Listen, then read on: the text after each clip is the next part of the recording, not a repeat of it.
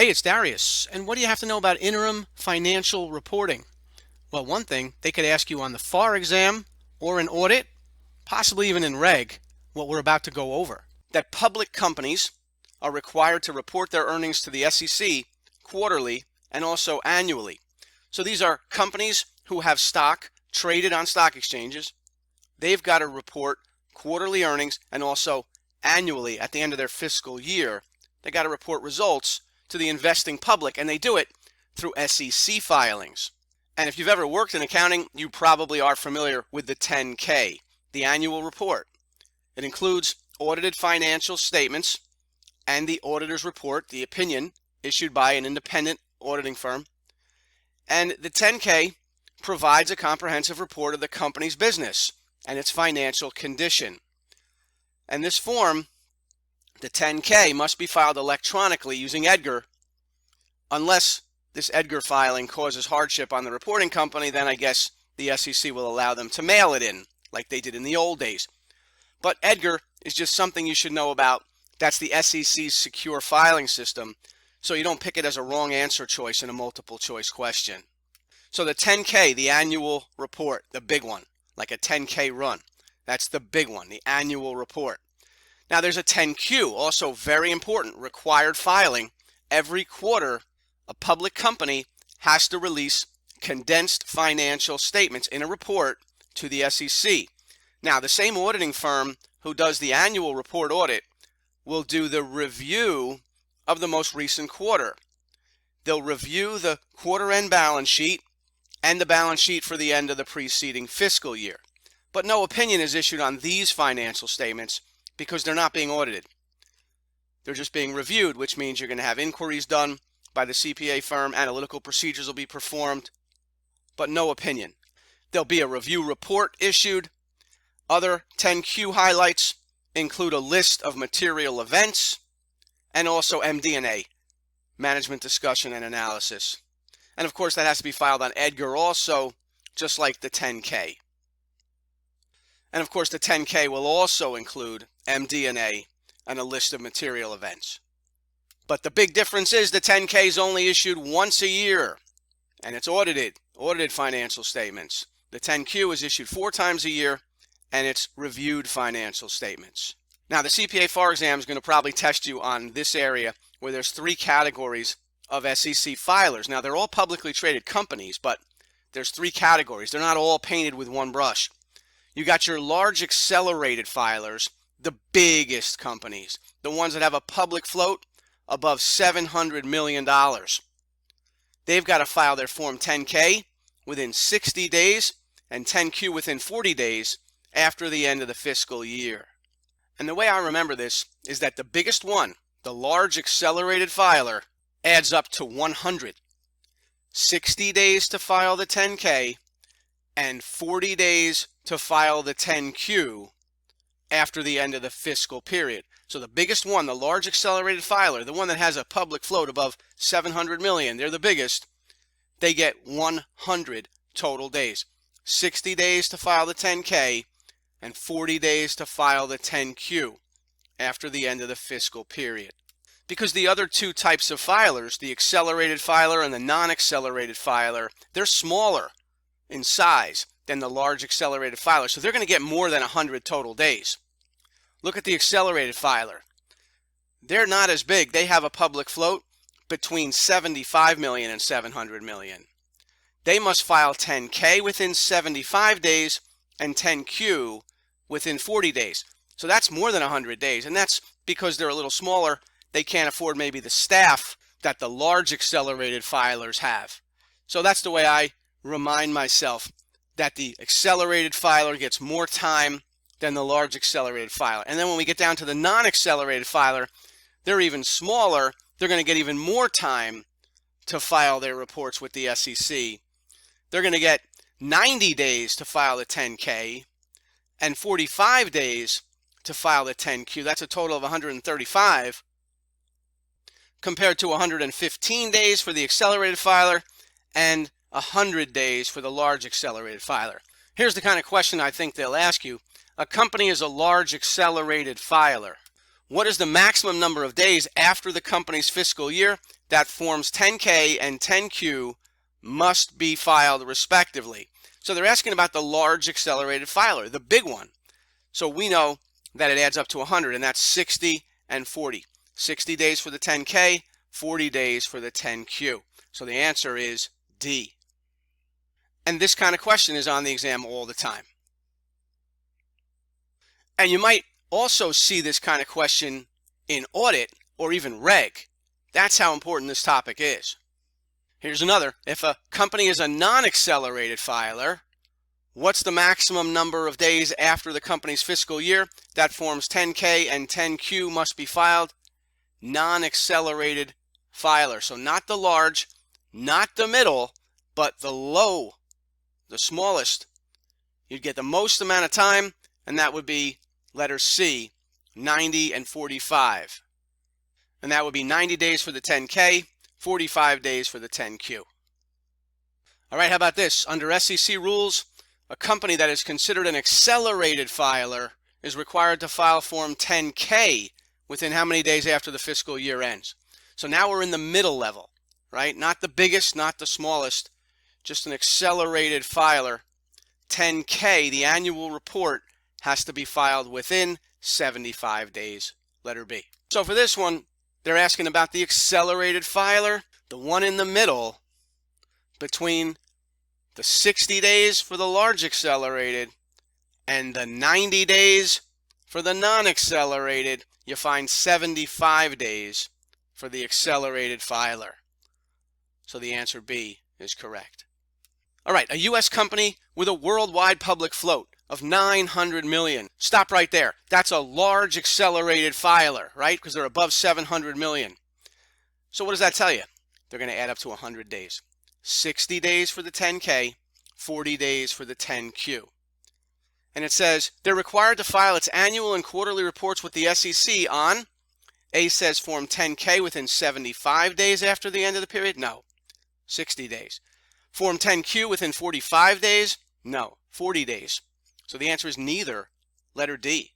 Since the float is over 700 million, 10K is due 60 days and 10Q 40 days after the end of the reporting period because they're a large accelerated filer.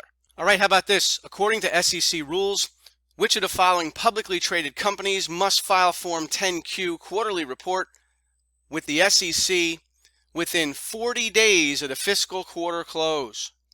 So who's got to have their 10Q in within 40 days? Large accelerated filers? Yes. Accelerated filers? Yes. They have the same 40-day limit for the 10Q. They have a different number of days for the 10K. But large accelerated and accelerated filers both get 40 days to file their 10Q. Non-accelerated get 45 days to file the 10Q. This question's focused only on the 10Q, and the answer is letter A, both 1 and 2.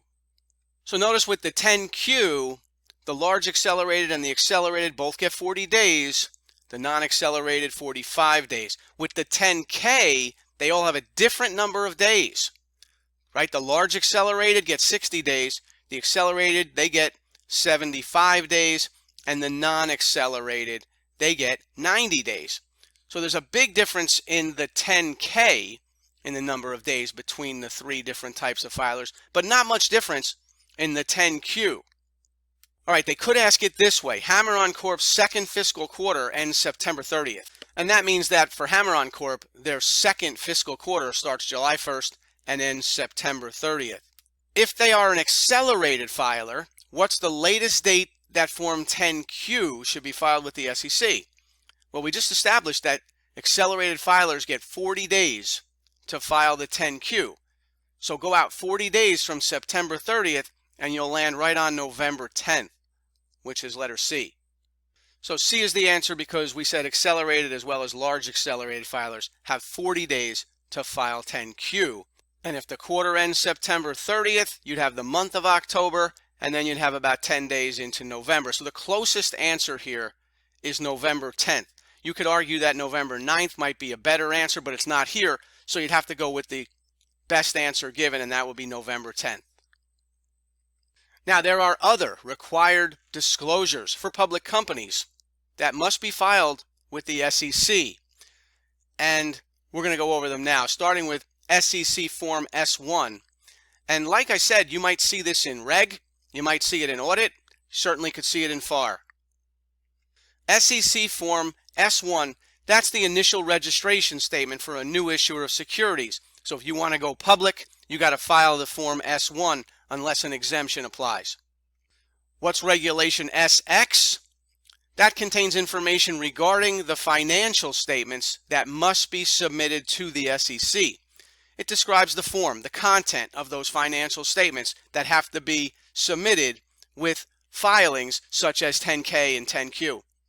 All financial statements presented in annual reports to the SEC must conform to the accounting and disclosure rules presented in Regulation SX. So make sure you know something about SX so you don't confuse it with S1 or this SK, because Form SK contains instructions for filing the non-financial statement forms required by the SEC.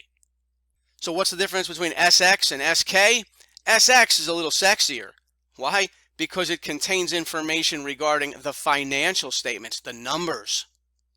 But SK contains instructions for filing the non-financial statement forms, the boring forms, right, required by the SEC. So you can think of it that way. SX is a lot sexier than SK. But otherwise, they're similar because they contain information regarding what needs to be filed with the SEC, both financial as well as non-financial. All right, what's an 8K? 8K is where companies report current events to everyone at the same time. For example, if a product is being removed from the market for safety reasons by a company, that company needs to file an 8K and let the entire investment community know about it at the same time. Other reasons to file Form 8K besides just a safety product that you're removing from the market: CEO might be stepping down. That's big. That's material and current. You got to report that to everyone at the same time. You don't want this information dripping out so some people know about it over the weekend and other people find out Monday morning. And then, no, you want this to be everybody at once.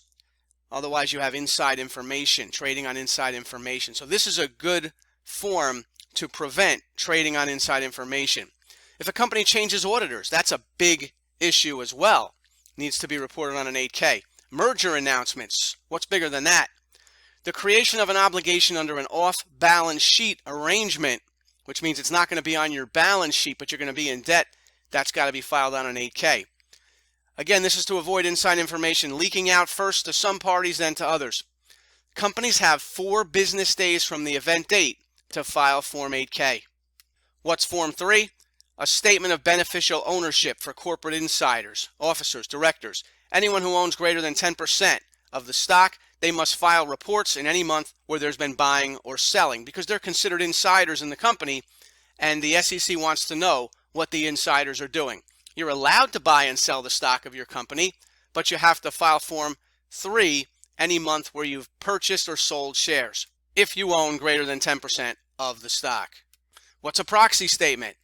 Proxy statements are filed by public companies prior to shareholder meetings, and all stockholders are given a copy of the proxy, which usually involves the matter to be voted on, a description of what are we going to be voting on at the meeting.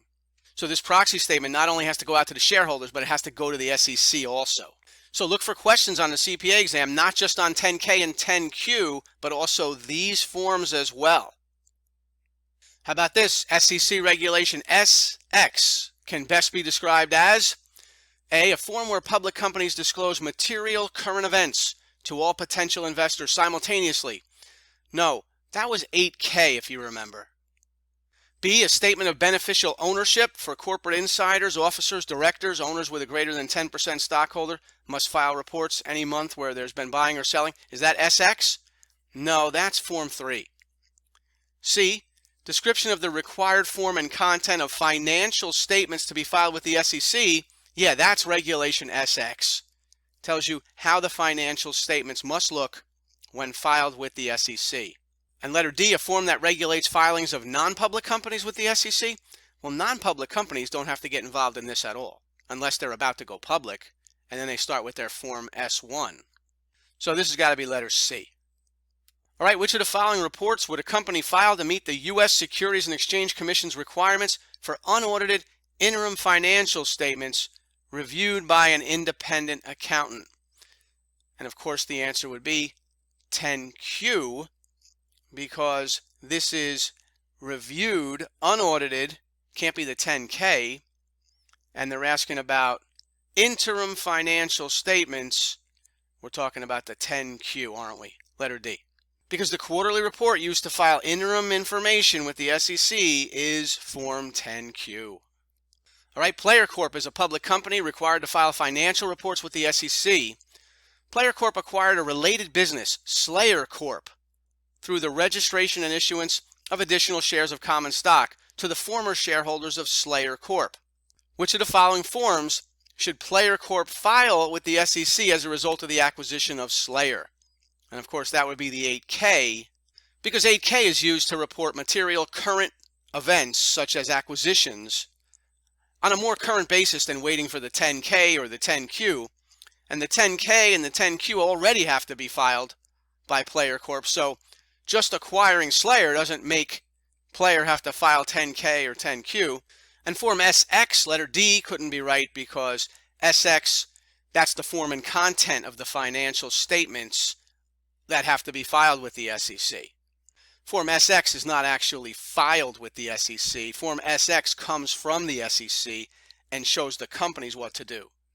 How about this? Which SEC document provides instructions for filing the non-financial statement forms required for public companies? Well, the non-financial forms, the instructions are on Form SK, not as sexy as SX, because SX contains the instructions for the financial statement forms that have to be filed. So the answer is SK. Now notice with SK and SX, these are not forms that the companies file. Instead, SK and SX are just instructional forms provided by the SEC to the companies. All right, how about this? Which of the following would be reported by a publicly traded company using Form 8K? A says a change in auditing firms. Yes, that's material, and that is something that needs to be filed right away. Not going to wait for the quarterly or the annual report for these unusual material events. So a change in auditing firms would qualify for something that would have to be filed within 4 days on Form 8K. What about B, the quarterly results of operations and financial condition? No, that describes Form 10Q, the quarterly report. That's not going to be filed using an 8K. So we'll go with letter A here. So this 20-minute video took me about 2 days to make it so that you could follow it and learn from it. And no other CPA review course is going to spend that kind of time to make a video just so that it makes it easy for you to learn from. And this is how all the I-75 CPA review videos are.